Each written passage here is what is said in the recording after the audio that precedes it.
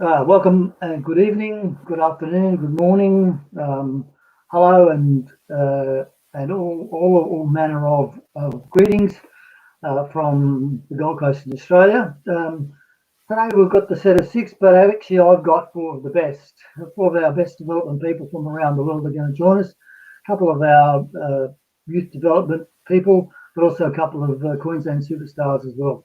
Let me just introduce them as we go along.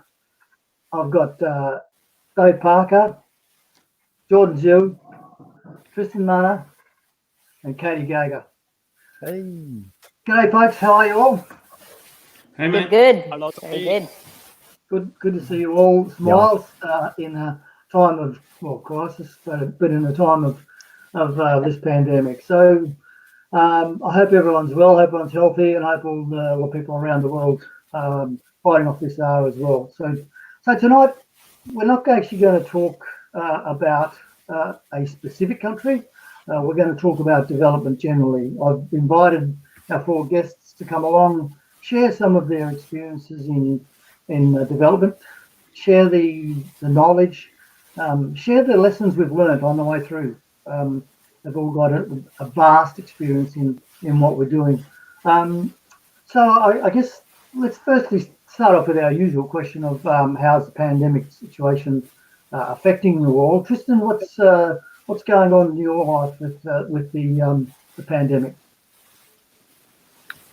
Touch football has been a big part of what I guess our community's done for a long time up here without stoppage. Touch goes for 12 months of the year in Australia, and then all of a sudden, bang, it stopped all of a sudden. So it's really different throughout the states around the country, but being led by the national sporting organisation, Touch Football Australia, and for myself, then Queensland Touch in line with the government, we've been able to come back and return to play recently. I think the key for us is moving forward from this point is that whilst there was a shutdown, is that there's a lot of really good resources out there supporting us with our return to play. And a lot of the return to play is probably based around just confidence with hygiene and social distancing and understanding rules and knowing where to sort of find that information out and knowing that there's really good resources available online and good resources available at the end of a telephone as well to support people with their return to play programs and competitions. So whilst it was tough for a few months, we've been hanging out to play footy. I think there's a lot of people hanging out for sure. Jordan, let's talk to you. How are you going over there in China? What is happening in the world of touch over there? I believe you're back playing now. Yes, I'm very glad to see the things are going back to normal in overall directions in China. So social touch was back in late March, as I said in the last interview. And recently, we are glad to have our junior program back, and social touch is running in a regular base. And our next steps are really looking for the chance to host a small event, as the governments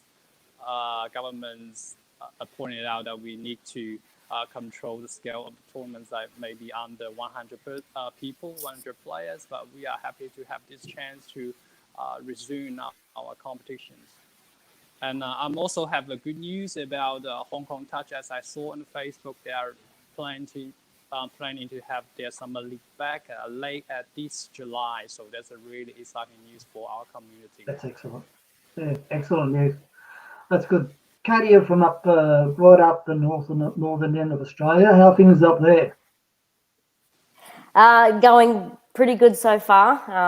We're all due to start very, very soon. So it's been pretty exciting in my region up here in North Queensland. We've got sort of, I guess, 16 odd different associations. So we've got probably 3/4 of them starting back up within the next couple of weeks. So everyone's keen, everyone's good to go. And being one of the first sports to get going up this way, hopefully we keep the numbers and even increase some from other sports that have decided not to go ahead until 21. So see if we can get some more. The sooner we can get back into those schools and start doing all those programs in there, I think that's going to be better, and hopefully we'll just get some more numbers. But yeah, everyone's keen, everyone's good to go within the next couple of weeks. Very nice. So that's good to hear you getting back and running. That'll be terrific news. Dave, what about you down there? You're the chief junior down at Palm Beach on the Gold Coast. Tell us Tell us a bit about what's going on down there. Yeah, well, we're hoping, as long as everything stays as is, that our juniors will be back playing in their term 3 touch by the end of the month, and our senior competition early August. So we're just in the process of, retouching base with all of the team delegates, keeping everyone involved, making sure they know what's going on, and hopefully everyone's keen to return, and we'll get back out in the field sooner than later. Yeah, I think that's been echoed around the nation for sure. Yeah, that's good. Listen, while we are the end of a break, just remind everyone out there, if you want to pose a question to the superstars, just feel free to drop it in the comments there. So let's talk about the active role you all play in development. You've all played at some stage. You've been involved fairly heavily.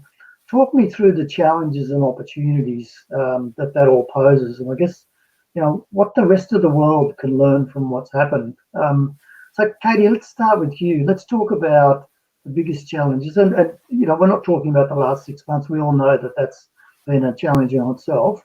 But more broadly, what's the challenges that you've come across in growing the game up north there? Probably biggest challenge, I suppose, is just our distance. And that's something we can't really get around. We're all very aware that, we live quite a distance away from any other major town. Myself, I'm in Mackay, so we've got 4 hours one way to Townsville, pretty much 4 hours the other way to Rockhampton as our two biggest places beside us. So, and then another 4 hours from Townsville to Cairns. So we're very spread out. That's probably our biggest hurdle, I suppose, when it comes to any representative form, whether that be from the under 12s right up to the elite. But everyone's aware of it, and you sort of got to do what you got to do. But it does limit a lot of people expense, just to get to enough trainings, the minimum amount of trainings that we do have before competitions and things like that is always a bit hard. So it's always hard to get your best team on the paddock. Everyone's in different circumstances and in life and money and time and things like that. So that's probably our biggest hurdle. But like I said, we're all aware of it. So if you really want to push yourself, you'll do it. It's really no dramas. As when it comes to sort of local park touch, we're all going pretty good up here. We've got pretty good numbers. Our juniors here in Mackay is just amazing. So it looks like we'll keep all those teams. And like I said, hopefully from the likes of rugby league or any of those other sports that are struggling to get back up and running, we'll gain some more kids as well. So as far as the toughness goes to get the numbers, we're doing pretty good considering. But yeah, it's definitely the distance is a big thing. Talk to us about the avenues you're using to attract kids to the game. What sort of things have you learnt? Well, the schools is one of your best places to go. You get every kid possible there if you can get into the schools. So what I did at the start of the year, I'm only just starting in this actual development officer role myself, but what I did at the start of the year was I made some phone calls to some teacher mates that I had, whether it be from touch or from anything else. And I tracked down the person basically that's in charge of all the head of departments for your physical education side, junior and senior schooling. And I just, I went and met up with them and just, took her around a coffee and we sat and had a bit of a yarn and I just asked, if I could go to one of their development days. And the teachers have days themselves where they all get together and they go over a lot of different things. And, I said, look, if you can spare, half hour, 45 minutes, can I just run the teachers through some cool little skills and drills for the kids? And I sort of obviously mainly based it on touch football, but I sort of threw in all the references there of how similar it can be with those type of skills with other sports, your netball, your rugby league, union, nearly every sport you can sort of throw in and touch football can sort of be the main centre of that. So I did a big session with them. They ended up staying a little bit longer. We ended up having them going for about an hour and a half. And then I stayed behind and gave a few extra tips and whatnot to some teachers that were keen. And from that, I got into, at least half the schools there. So there was 8 or 9 schools that I got into within the next month or two from that visit. So that was a really good stepping stone to be able to get into the schools. And then from there, you just offer your assistance. You just put yourself in the position where you can help the teachers, help the kids. We've got a really good school-based competition that's run by the schools up here. So, I offer to help as much as possible in that. And I think if you can sort of coach the coaches as such and give them a bit of an idea, then it sort of helps the kids. And, from that, you just make yourself known to the kids, wander around and just, chit-chat to as many people as you can, and parents and whatnot, and just sort of, let them know how good touch footy is, and just hope that they come across. So far, so good. We'll see if I can keep continuing along those lines. But best thing to do is just go and, just have a yarn to as many people as you possibly can, and, throw yourself out there and offer a bit of help here and there, and it sort of works wonders. Yeah, that sounds good. Jody, just talk to us about your challenges over there in China, and what sort of things you've put in place to address those. Katie talked about the schools. I know you've got a lot of international schools and so on over there. So talk to us about how that plays a major part, or if it's not, plays a part in the development of the game over there. Yes, so far the international schools in China are doing well. So we got the teachers and the headmasters and the teaching faculties. They are fully supportive of the development of touch football. They really like the sports because it's a friendly school, the social aspect of it, and really attracting the students continue to play the game. And the major challenges for us in China is that touch football is relatively new. So China has a short history of touch football. So we have our first international game in 2014. That's quite short, so not many people know about this sport.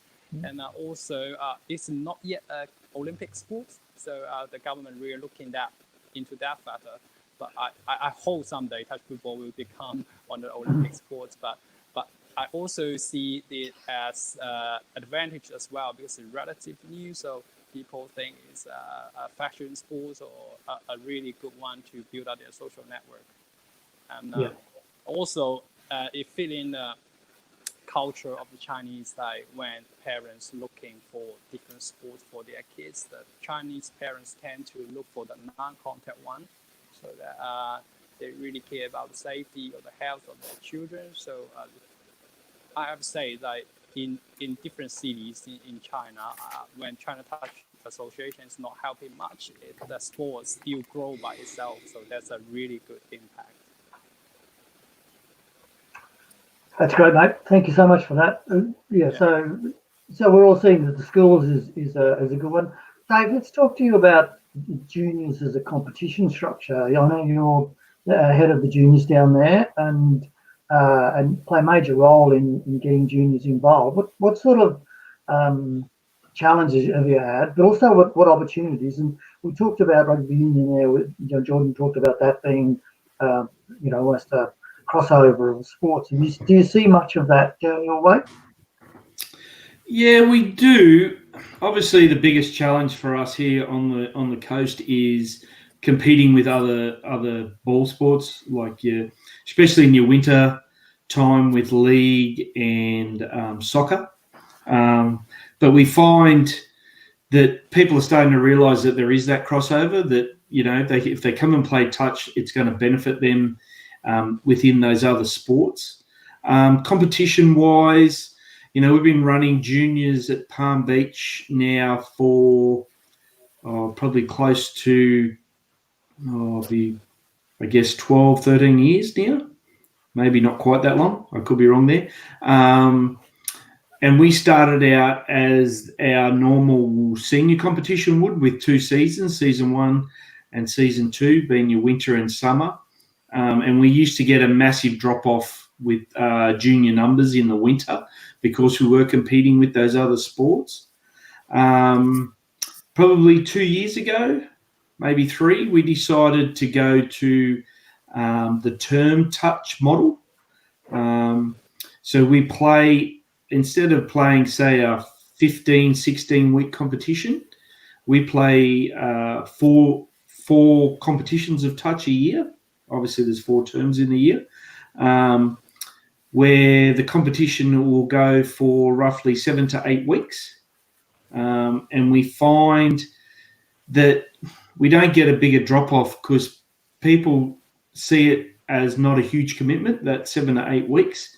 So, we get those people who are also playing their league and soccer, playing touch as well in that Friday afternoon comp that we have, and we don't get that huge drop off, which is great for our competition. That's good to see that they're sticking through. So Tristan, I'll go to you, but I'll go to you with the question from our audience out there. Sarah Young's come to us and said, do you have an example of developing touch stations that have had success in developing junior players and building from a small base? I know it's a big question and it's a big ask. Can you outline what they have done or what they might not have done? Yeah, look, I wish I had more knowledge of what they've done over in Europe, because obviously now they run the youth nationals, for the Euros, and I believe that they're doing wonderful things over there. Being more involved with New Zealand, Australia, and America, I know there's a big work on at the moment. So America are working through their colleges, as you know, the size of their colleges, but they've also just recently introduced a high school competition. So looking to get into their high school, those kind of environments.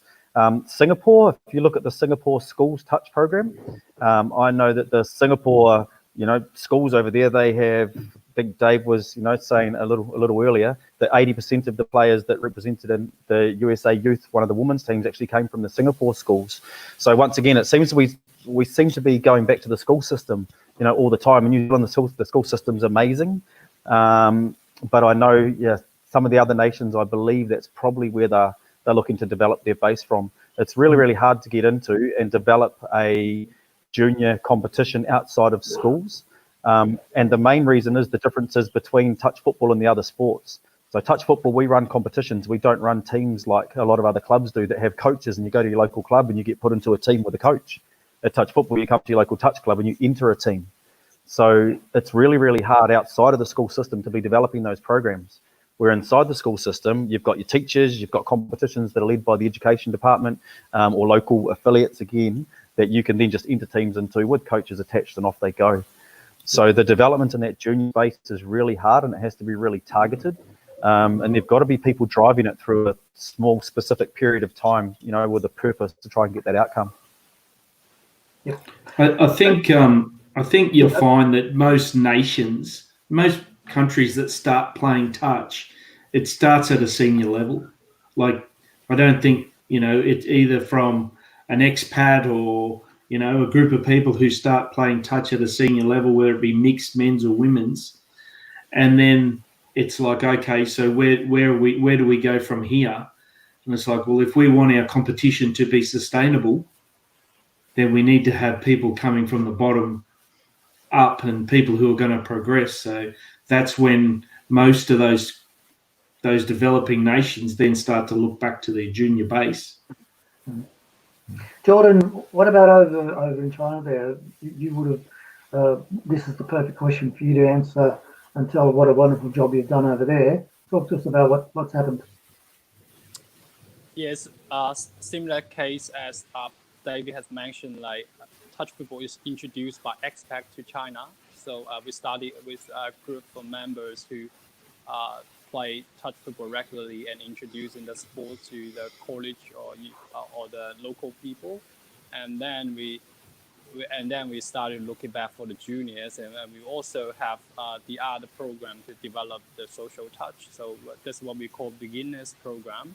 So we have the sections that introducing basic skills to the players. Basically, not much coaching, but just freedom to let them have the game as they like.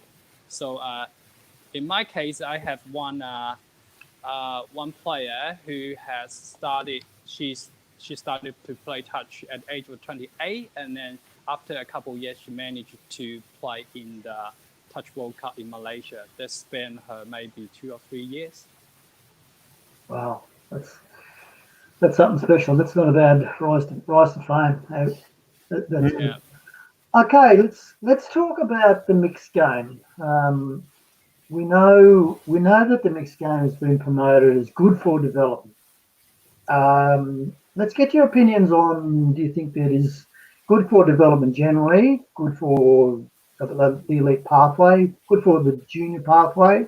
What are your thoughts? Dave, let's start with you.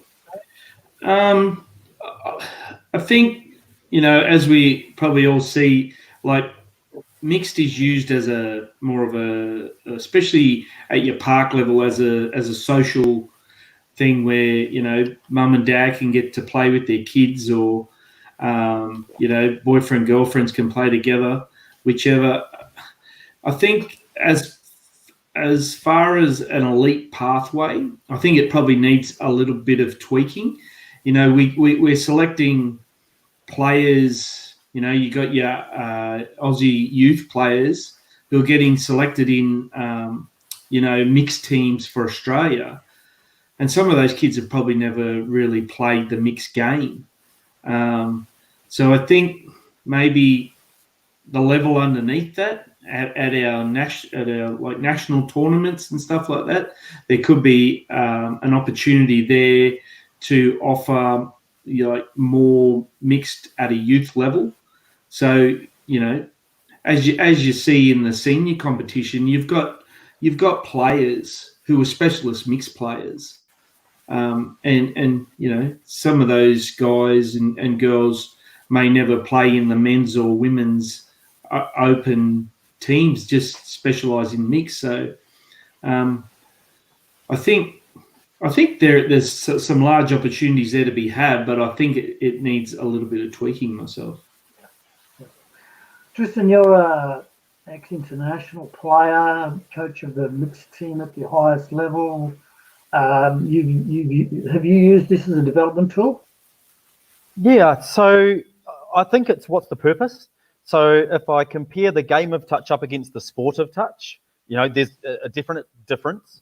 And I've been to some smaller competitions and affiliates across both New Zealand and Australia, and they utilise mixed as their first entry level for touch football, because we just don't have enough kids in our competition or kids in our community. So instead of not having a competition, we can probably get 5 boys and 5 girls, 10 players to make up a mixed team in our small, regional area, and then we can have a mixed competition in under 8s and push on through. I think the hardest challenge there is that when those kids come into that environment, perhaps we talk a lot in mixed touch and the sport of mixed touch about this mismatch, and that, apparently boys have, better skills than girls. And at a kid's age, kids are kids. They will learn as much as you let them do or don't let them do. So a lot of it's actually led by us, by the people that are promoting the mixed game in a development pathway. And we create these positions and these roles that mean some people tend to get a little bit more development than others. So for me, it's what's your purpose? Why are you promoting mixed? If you're promoting it as development, then, everybody gets to learn some skills and have a go and have a bit of a play if it's at a entry-level social game fun competition. If you're promoting mixed as development through the sport of touch, then it's a little bit more targeted. And I think this is where you can see it work effectively with teams that focus on mixed developing players. Australia use it as their pathway into the men's and women's program. Like 90% of their players will go through the mixed program. So go through mixed, they end up in men's and women's. Do we see the players as being different or having mismatches? So I know when I have some of my mixed teams, I have ladies and I have the same expectations of them when they play in a certain position as I do of a man if they're a link, and I want the same defence out of them because the mismatch is what I just decide to put in as part of my game plan. So I think mixed touch definitely has a place in development, but it's just what's your purpose for using mixed touch is the question that I'd be asking. Katie, I see a lot of nods from you there. Talk to us about how the mixed game is played up your way.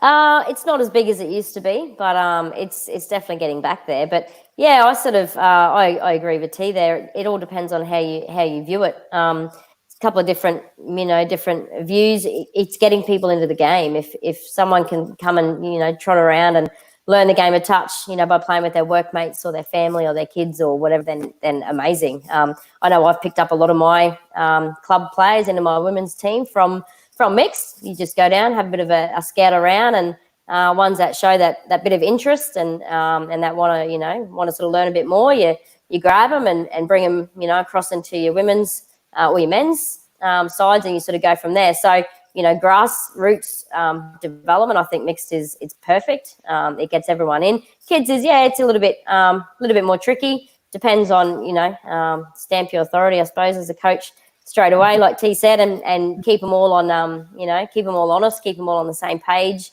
You don't put the boys above the girls and vice versa, and expect them to do the same thing. It is definitely a different game, but I think mixed it's vital, I think, to the game, especially at the grassroots. It just brings players to the game more than what men's and women's would. Yeah, I think it can be a real leveler. That's for sure. So that leads us into the broader development of. We've touched on it earlier about schools, clubs, communities. Any gems on what would engage schools? What sort of gets them over the line in terms of getting the kids involved in the sport? Again, Kay, we might go to you on this, and just talk us through. You talked before about you go to the PE teacher or you knock on the door of the principal or whatever. What are the drivers that you see that might help us? That'd definitely be sporting schools, to get that funding. As soon as the schools get the funding, they're into it. They love it. Nearly all of them will get the big package. So they'll get all their balls, all their markers. I always take the ladders, things like that, to schools. The kids love all that sort of stuff. But by far the sporting schools, it's an incredible system. I've had some amazing dealings with the guys there at sporting schools. They're really easy to work with. They're very flexible, with my roster and all that sort of stuff. And, and then you contact the schools through the sporting schools and you sort of go from there. And a lot of the schools will contact me, just knowing that I'm a local contact, and they'll say, look, I've applied for sporting schools and we didn't get it this term. And North Queensland Touch, my employer, they've been amazing. So they'll let me go into a school and they'll do a couple of sessions for free. I'm more than happy to do that if they do miss out on that sporting schools grant. And that shows the teachers, it shows the kids how much fun they can have with that sort of a program. And then, they'll go ahead and they'll apply for it the next time it comes around. So I definitely go with the sporting schools. It's just incredible. I'd be happy to do that permanently. As my full-time role is with the sporting schools. It's amazing. Jordan, you talked before about international. What sort of how do you get into schools? Do you have to have permission? Do you have to jump through some hoops, so to speak, before you can go into schools? Because in Australia here it's a little bit easier. We've got good relationships with all the schools, but what sort of things do you see that people might need to do? Because for the international school is kind of interesting. Like the international schools in Guangzhou or Shanghai, many schools, the PE teachers really like the sports and they want to host some tournaments for their children, for their students, and then they are looking for referees and coaches. And then they search online and they see the information available of our club, so that they know that there's a bunch of staff who can offer the referee or coaching services. So in many cases, we just get the teachers or other clubs members from other cities contacting us for information or support. Okay, fair enough. So it's that contact. Dave, have you come across anything in terms of getting those teams? Are the teams schools based, or are they club based, or they just come from the community? What's your take on it? Probably in our junior it's we have a lot of the rugby league clubs put teams in. we're just in the process now of trying to put a model together for a school-based competition to run before our senior competition, to try and make that transition from junior competition into seniors competition.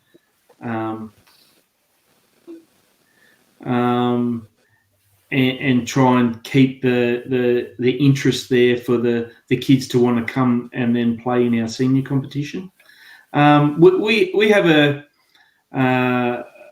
quite a few schools in our area who run excellence programs for touch.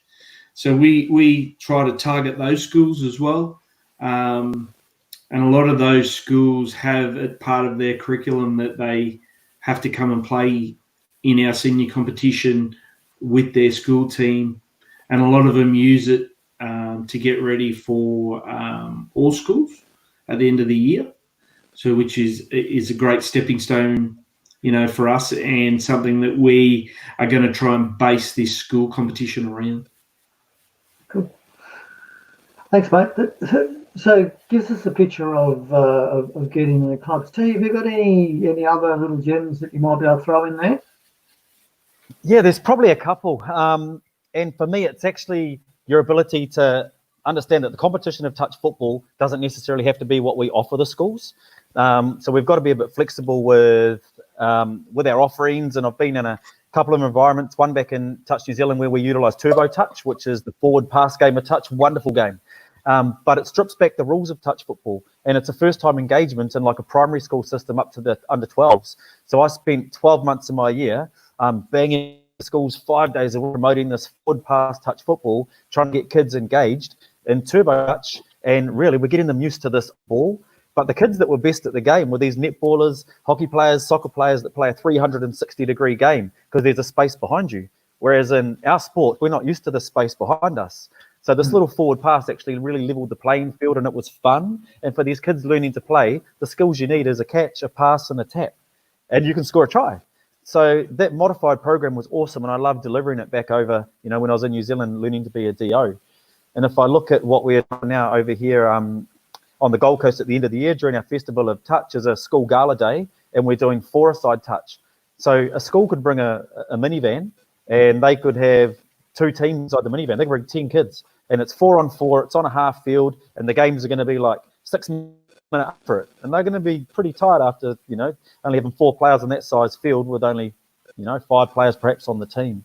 So yeah. I think and then what we're trying to do is transition them from that school gala day across to the competition, because the area that we're going to run the event at is going to be held at Northern Gold Coast Touch. So hopefully the kids that are at Northern Gold Coast Touch, they're in this awesome event, and then they might be excited to come down and maybe learn the game of touch. So we get into schools and we use programs and we use different mod versions and teach them skills and make it all fun and have a wonderful time with them, trying to, work with the teachers and maybe transitioning their school team across to a, local competition like Dave spoke about, and then working with them through that. So developing from the fun aspects of the game of touch that sit inside it, and then hopefully further the track we can work that into them being a part of the sport. Yeah, nice.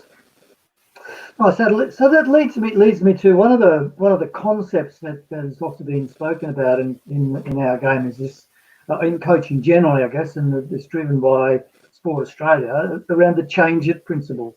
So we'll all be familiar with the principle of what that means.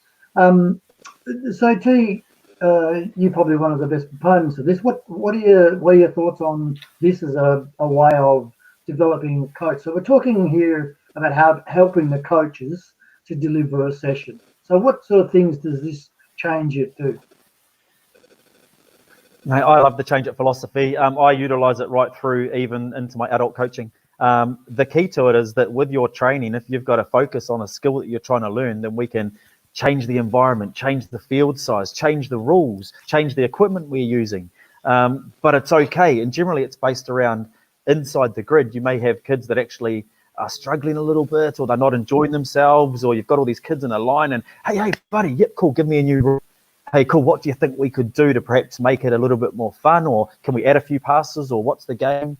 I love the change it principle. I utilize it massively in the school system, but I do definitely use it in the outer school system with my developing elite players, changing a few things, and all of a sudden you go, cool, drop a player and it's 5-on-6. And I'm like, whoa, here we go. That's the change it principle, but it also carries across to our proper sport of touch. And having all these different rules, we're going to put a rule in place now. While the defense are going down the field, only one person's allowed to step up at a time, which makes people promote the ball. And once they promote the ball, then cool, another person can step up. So I've had lots of these cool environments I've been in with different coaches, and they've used the change it principle while I've been a player in the environment. So I think the change it principle gives you as a coach an opportunity to keep the session moving whilst you're still working on your target or focus of what the session's about. Yeah, cool. Geordie, I know we introduced it when we went over to China. How do you use the change it principle over there? And if you do, what sort of things do you focus on? Yeah, I really like the idea of the change it principles. Like, for example, like when I act as the development coach in units and when I coach beginners, like when I want to encourage their passing, so encourage the players to focus on passing, I adopted the 2-pass rules, which means that you have to do 2 passes before you score. That really helps. And also for the university, so we have each year have the freshman tournament just for the first year students. So we have the 4-on-4 games as a tournament. So they really like the game because they got more space to run and more chance to score. So yeah, it's very useful. Yeah, cool. Katie, what about up in the north there? Is it something you guys use to help your coaches, or is it more to help the players? Oh, no, a bit of both. I know the last time I was assistant coach, we had a bit of a coach versus assistant coach. So I took the attackers, he took the defenders, and we challenged each other, I suppose. My views and the coach's views, and then the girls' views. So I absolutely love it. I've used it quite a bit. Well and truly before I was in this DO role, I was doing the change it without even really knowing it, I suppose. But it's more so just just to keep the challenge up, the whole training session. They get to a level, they nail that skill. So then you got to throw another challenge in there and keep them engaged the whole time. And, we obviously love competing, to play a game like touch footy. You love the competition and the challenge, and, they're your teammates, but of course you want to beat them as well. So, just keep challenging the kids and the coach. I know I love it.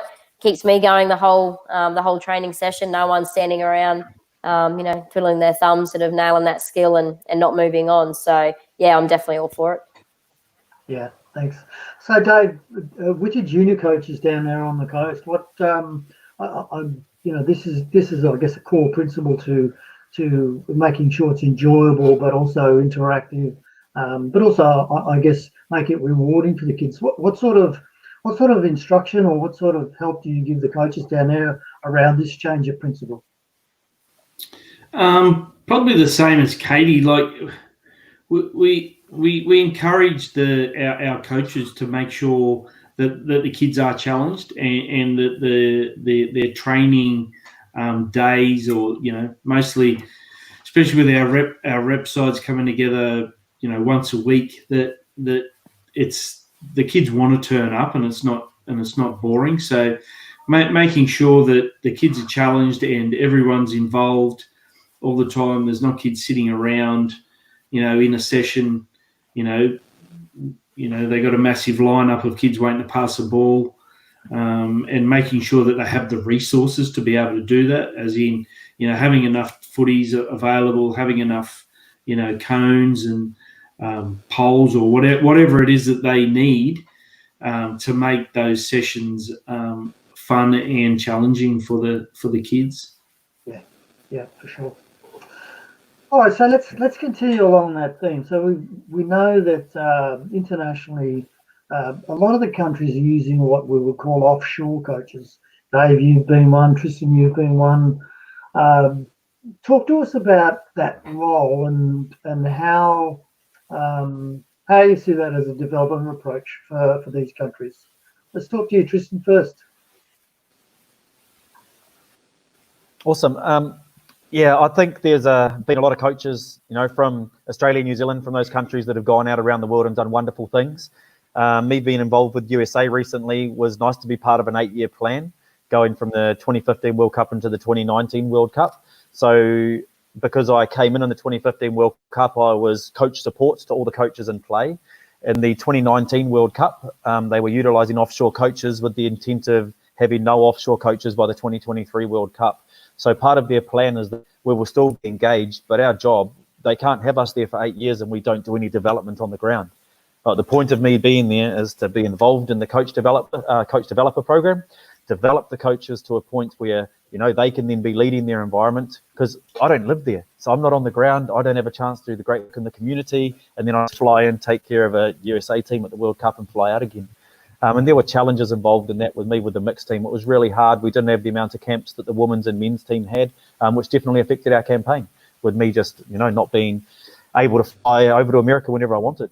So I think it's really important that while the offshore coaches are engaged, that they're actually working at developing the coaches and not developing the players as much. For sure. Yeah. Dave, you had the 30s US team at the World Cup. I guess what I'm interested in is what was the flow-on effect from your coaching to the other coaches? Because remember, we're talking about development here, so it's development of coaches, development of players, development of referees. Did you see much flow-on from that? Definitely. The other coaches that were involved with the USA program, we were all very collaborative. So, there was some local coaches who were assistant coaches, and a couple that were head coaches.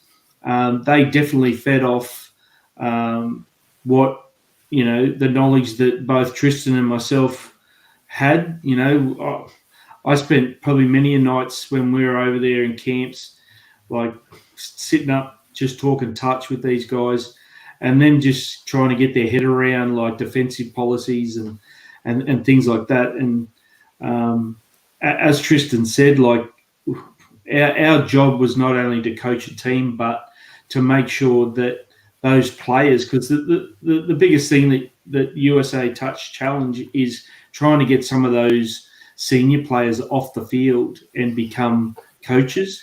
And we all know that, you want to play for as long as you can. And if you have the opportunity to play at a World Cup, then you're going to take that opportunity every day of the week. But, the amount of knowledge that these guys are gaining from having us come in, not saying that we know everything, we, far from it, but compared to the knowledge that they would get if we weren't there, you can't compare.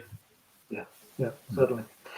There's certainly the knowledge base that's provided internationally. As I said, I'm more interested in how that progresses internationally. Jordy, over there in China, you brought a couple of guys in you've had a couple of international coaches.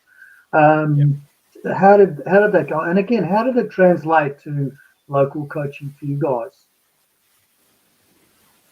Yes, for the last 2 World Cups, we had coaches from New Zealand, and in between we have Hamish from Australia in between, so helping us in the TAPS games, and also we have a coach from Hong Kong.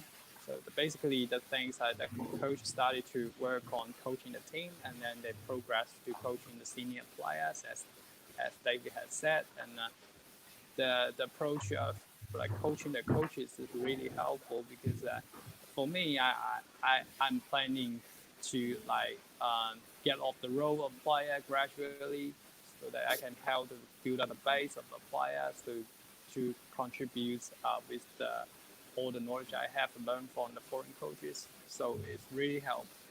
Also, given the technology available in recent years, so there's a lot of documents shared by the coaches, and that's really helpful. That, for example, the fitness program and the recent clips posted on the social media is really helpful for development of China. Yeah, for sure. For sure. Right, let's move on now to some of our followers out there. Katie, you've obviously got a fan at Mackay Touch. They're saying g'day to you. So g'day Hi. to Mackay Touch. This is an interesting one we've received from Boca. He said he's got a question. I don't have a girlfriend. How do I get on? Well, I'm not sure. I'm not sure this is the forum to answer that. But Play touch footy, buddy. Yeah, it's a good question. Play touch Tinder. footy and you got up there. Touch footy. That's right. Well, Jordan. Yeah, will Jordan's talk got proof. about Play touch footy. And Yeah, play and touch, Kevin man. says, play touch, bro. There's heaps that would help you with your confidence. Jordan, tell us the story you've got. You've got a photo there. That might go back to Focus question. I mean, Now, let me- yeah, touch footy is really have the social aspect which will attract people to join the sport. So for my teams, we got the China captain getting married with his wife in the last World Cup, and here in the 2019 Malaysia World Cup, we got a teammate got a marriage proposal at the last game of her World Cup. Yeah, that's really interesting news. Okay, so there you Love go. Get into the game. You might get a wife or a husband for that matter. Sorry, Worked for me. I need to be very careful. All right, so let's coming to a bit of an end now. So let's talk about crystal ball time here. What events would you like to attend around the world? What's the restriction driver?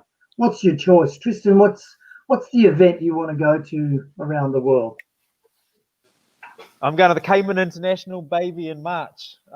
You should go on YouTube and check out the Cayman International. It looks amazing. So big one-day touch tournament. Never been able to get there because March is obviously when we have our New Zealand Nationals and Australian National, and it's always a pretty tough time. But yeah, just look up the Cayman International Touch Tournament and you're going to be extremely probably jealous like I am when I have friends going over there and talk to the Cayman guys when we catch up at the USA Touch events. I think that'd be deadly. Katie, tell me where you're going to go. I'm going with T. Sold. I'm going there. Never heard of it, but I want to go. Yeah. Obviously, yeah, maybe New Zealand next year, eh? For the Trans Tasman would be nice. Yeah, nice. You'll be playing. Yeah. Dave, what about you, mate? Hopefully, maybe next year the Youth World Cup. Yeah. Could be a go. And hopefully getting back over to the States maybe next year for their nationals. Very nice. And Jordan, what about you? Coming back to the Gold Coast to play a guest appearance? Yeah. Or Yeah, there's something for sure going back to Gold Coast to play in Palm Beach. And also, I was planning to go to the NCL earlier this year, but due to the COVID-19, I didn't make it. Maybe next year. Yeah. Oh. Fair enough. Fair enough. I got a question for Katie. Katie, is there do they have Junior State Cup? We don't see many teams from Mackay, Townsville. See if you like Rocky are very, send a lot of teams. Do you know as many of the clubs up there have plans to attend Junior State Cup in the future? Yes, most certainly. I had the 18 girls coming down this year, so we were really kicking on to training. It was actually a pretty good schedule for the girls this year. They were all sort of a top age, which was nice. Really great bunch of girls. We should have had our North Queensland Junior Champs in April leading up, then Harvey Bay.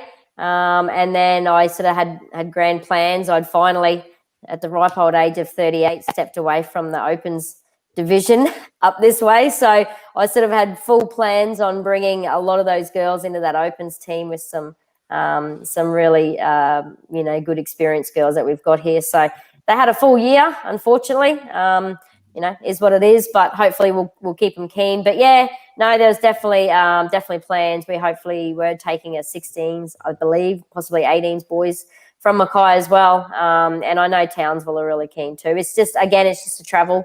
Is always the hardest thing. But if a bit of fundraising, we've got some pretty good supporters up here with businesses and whatnot. So we're working hard towards it for sure this year. But 2021, here we come.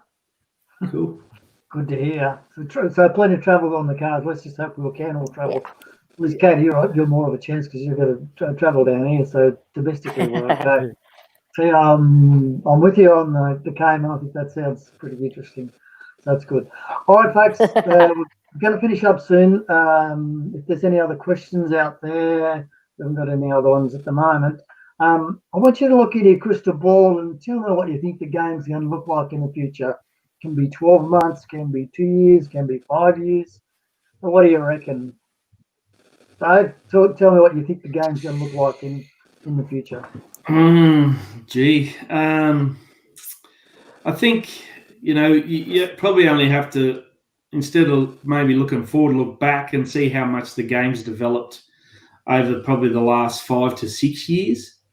The speed of the game, the skill level, the introduction of the touch premiership.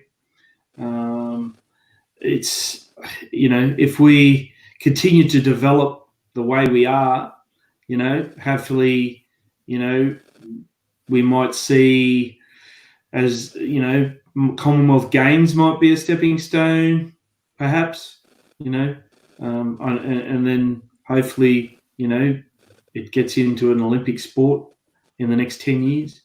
Wow, nice, lovely. Oh, Tristan, you're rubbing your hands together there. What are your thoughts on what it's going to look like in the future? For me, I think it's really interesting in terms of development. I love what I see them doing over in Europe with their juniors. Listening to Jordan talk about his juniors, seeing what the USA are doing with their junior program. For me, I think the biggest next step of development is actually all those kids that play school-based touch, getting them across to the park-based competitions and seeing them come through and watching the Youth World Cup expand. If the Youth World Cup expands, then the World Cup itself is just an outcome because those players will all grow on and continue to grow. You won't have a great Youth World Cup if we don't have great grassroots development back in our home areas. And we can't have that great grassroots development if we, don't support the likes of myself and yourself, Toppy, in your role, and Dave and Katie and Jordan, all of us, if we're not out there willing to collaborate with everybody. So I think the big key is now we've been better at it over the last 5 years. There's probably been more collaborating between nations than ever. We're happy to talk touch footy now, and I'll just deal with you in 4 years' time when I see you at a World Cup. But apart from that, we're buddies off the field. So, I think the collaboration will improve. And things like this, like being in these, StreamYard and Zoom and Teams and meetings, gives us the opportunity to collaborate and be even closer and talk to each other more often. So I'm really looking forward to seeing what happens internationally in the junior space. Yeah, nice. Juniors. All right, Jordan, I'm going to finish with you, so this better be good. What do you think the game's going to be like? No pressure, mate. No pressure at all. That's just based on my imagination. So given the technology, 5G or maybe 6G, 7G, maybe I am expecting that we can rely on the VR technology so that I can play again in the open space. With Tristan in Gold Coast with the grass on. Yes. Devices. Yeah, that's possible. Yeah. Very good. I like it. Okay. Well said. Thanks, Jordy. All right, guys. Look, I've run out of topics, but I know we could probably talk all night. So on that note, we might call it quits for the night. Thank you so much for being part of it. We're looking to grow the game, and this is I guess our mantra is about helping the volunteers that put their hand up day in, day out, night in, night out around the world. We're all doing this voluntarily, and we're glad that they are as well. So to them, thank you so much. And if this has helped in some way, that's great. But even more so, it's probably introduced you guys to the world in terms of the game. And I'm hoping you'll get emails left, right, and centre after this. So on that note, thank you all and we'll look forward to seeing everyone again in a set of 6, probably next week in Japan. So see you all.